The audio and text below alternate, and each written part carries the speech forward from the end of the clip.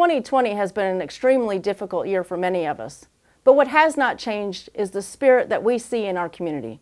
And what has not wavered is our commitment to keeping our community safe.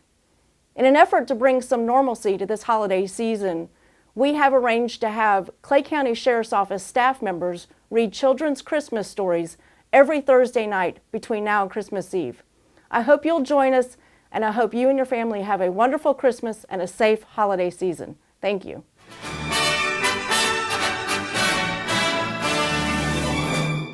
Good evening, everyone. I'm Detective Fields with the Clay County Sheriff's Office. I'm here to read a book for you guys tonight, and tonight we're going to be reading The Polar Express.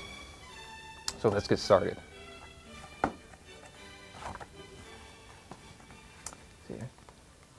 On Christmas Eve, many years ago, I lay quietly in my bed.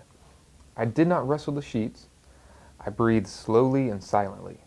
I was listening for a sound a friend had told me I'd never hear, the ringing of Santa's sleigh. There is no Santa, my friend had insisted, but I knew he was wrong. And late that night, I did hear sounds, though not of ringing bells. From outside came the sounds of hissing steam and squeaking metal. I looked through my window and saw a train standing perfectly still in front of my house.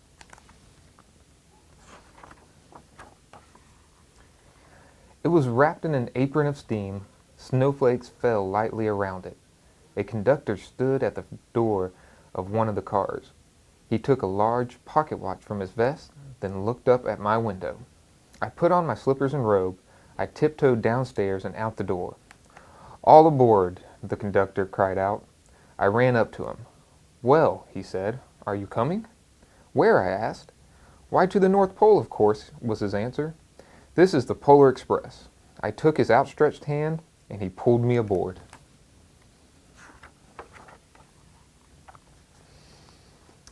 The train was filled with other children, all in their pajamas and nightgowns. We sang Christmas carols and ate candies with nougat centers as white as snow. We drank hot cocoa as thick and rich as melted chocolate bars.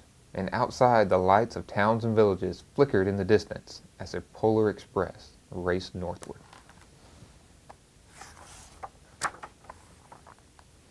Soon there were no more lights to be seen.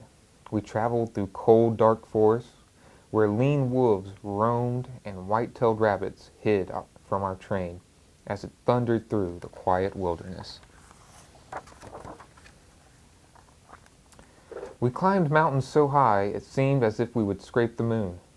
But the Polar Express never slowed down. Faster and faster we ran along, rolling over peaks and through valleys like a car on a roller coaster.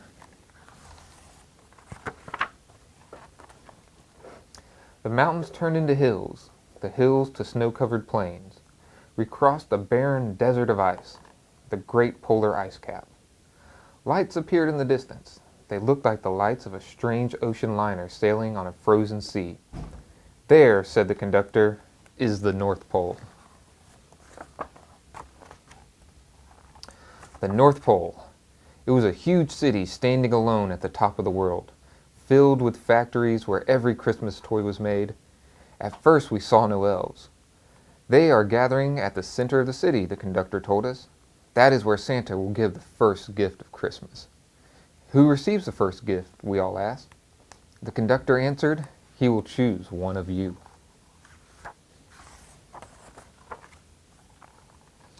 "Look," shouted one of the children, "the elves!" Outside we saw hundreds of elves. As our train drew closer to the center of the North Pole, we slowed to a crawl. So crowded were the streets with Santa's helpers. When the Polar Express could go no farther, we stopped and the conductor led us outside.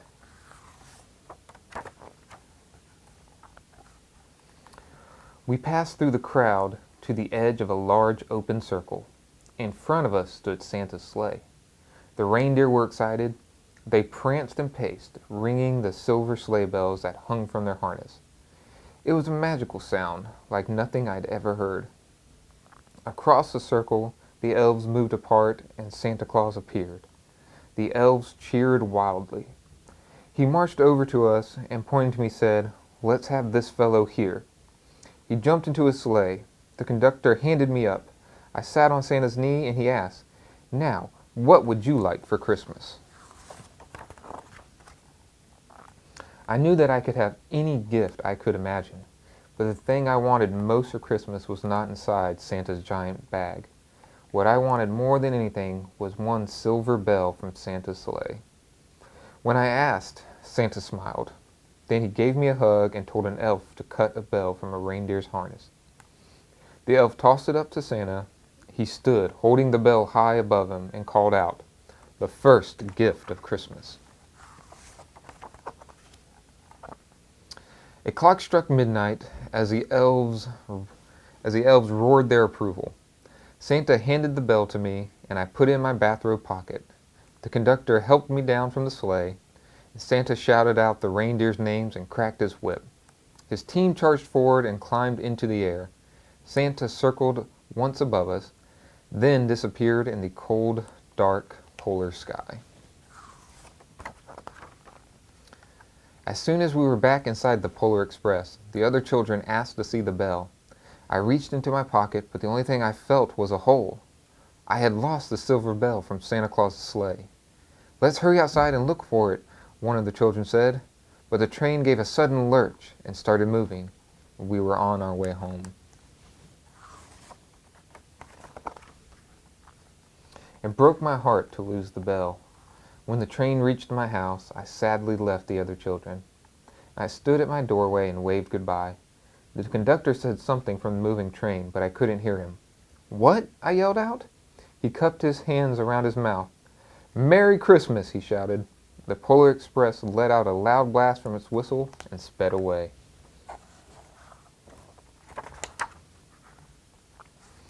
On Christmas morning, my little sister, Sarah, and I opened our presents.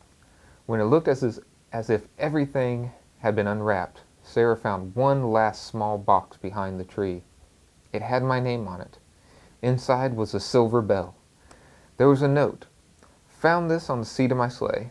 Fix that hole in your pocket. Signed, Mr. C." I shook the bell, and it made the most beautiful sound my sister and I had ever heard. But my mother said, "Oh, that's too bad." "Yes," said my father, "it's broken." When I had shaken the bell, my parents had not heard a sound.